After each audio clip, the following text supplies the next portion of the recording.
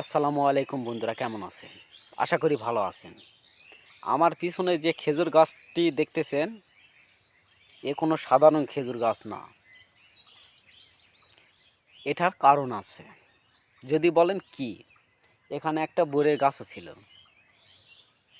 বরে ধরলে এতটা তিতো হতো এবং খেজুরও এতটা তিতো হতো, কেউ খেতে পারতো না। এত পরিমাণের খেজুর এবং বরই ধরতো।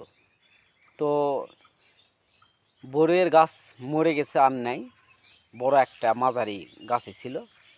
তো অনেকে বলতো এখানে নাকি নাগিন আছে। নাগিন আছে কি জানি না, নাগ নাগিনী আছে কি জানি না, এটা আমিও বলতে পারবো না।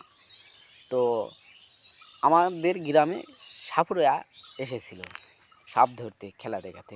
অনেকে বলেছে এইরকম এরকম ওই গাছের তলাত নাকি নাগ নাগিনী আছে, ওই সাপুড়া নিয়ে আসছিল।